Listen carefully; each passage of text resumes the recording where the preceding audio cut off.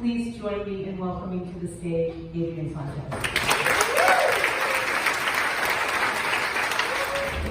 Wow. I don't know that I deserve to be in the company of a chair and a dragon slayer. Not untypical for our society. Two women who actually got it done, and I get to speak last. So congratulations, Keith. Great work. And of course, Nebraska's a wonderful chair. I have to admit that I was writing stuff down as I came up here because I knew that I would forget something or somebody. And of course, I absolutely don't want to forget Kathy and Jackie. Y'all are amazing. Let's give them another round of applause.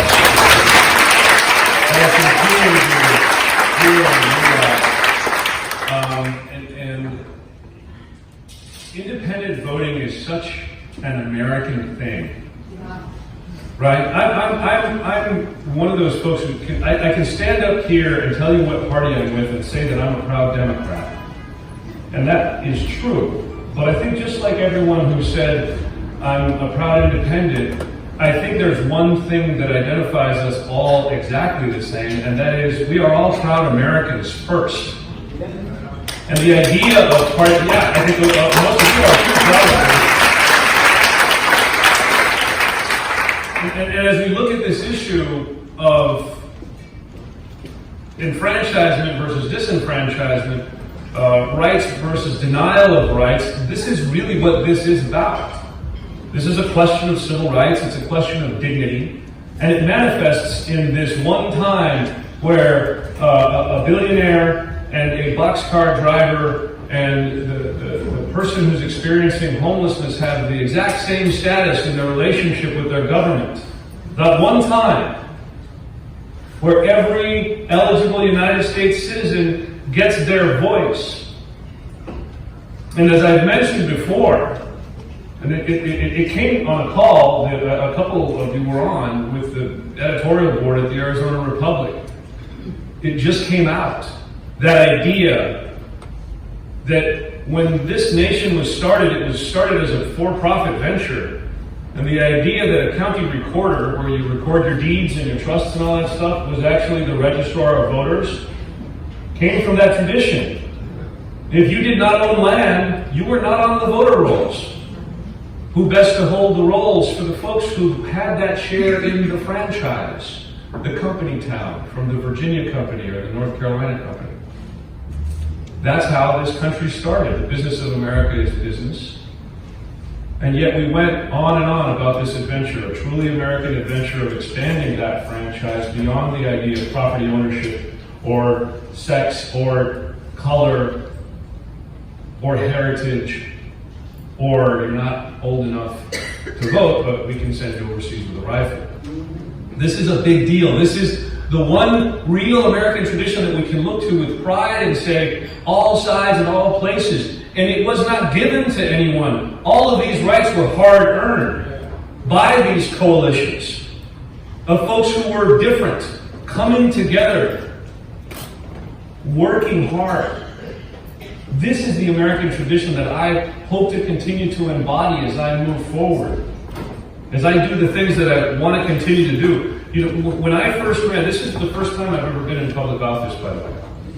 I was kind of running around doing trial work as an attorney and having a good time raising my family, making a lot more money than I make now, much to the chagrin of my lovely wife, Mona, who, by the way, happy birthday, Isabella, if there's somebody's videotaping there. She's probably right there. I ran because I saw people couldn't vote. And it did not matter a whit what their party affiliation was. It was March 22nd, 2016, and that's when my life changed. Because that's when I figured out that my core values, when I saw those things, those rights of other people being violated in front of me, my core values, it caused me to have an emotional reaction. And I made a completely irrational and foolish decision to run for office, by the way, and I ended up winning a race that I didn't think I would win, and I became responsible for all of the voter registration and all of the elections administration for the third largest voting jurisdiction in the United States of America. Maricopa County. And it's the third largest because even in the boroughs here, each of the boroughs independently is smaller than Maricopa County. So I've got to run the whole thing for a whole bunch more people that live in Brooklyn or Queens, or obviously you guys have a lot more than we do total, but it's an enormous responsibility. And for that I'm not only grateful, but I'm very humbled. I'm humbled because at this moment in American history, when there is foreign interference in our elections, when there are folks who would deny that for political gain or promote the same for the same illegitimate reason, where better, if I may, where better to put a Marine than at the tip of the spear to protect America's rights and to protect our democracy? That's why this is a good place to be. And you are also there. I'm not doing this by myself. I'm kind of new to this game. Senator Martin Quesada from Arizona has consistently introduced legislation to make this happen. Those of you who have been working where you've been working in your various states and communities across the United States of America have far more experience than I do trying to make these things happen. I came to it because of timing and guts. And I'm joining your fight tonight. Well, I guess the other day when I introduced that resolution, I joined the fight. But I'm happy to be here. I've seen some of your folks out there on the college campuses at Arizona State University making it happen. And I really do want to express a humble gratitude because there's not a lot of folks that get to be doing the work that I'm doing in an elected position like I am, impacting millions of people, opening up access across the board. By the way, a quick shout out to my staff who between 2014 and 2018 helped to increase voter turnout in Maricopa County by 42.3%.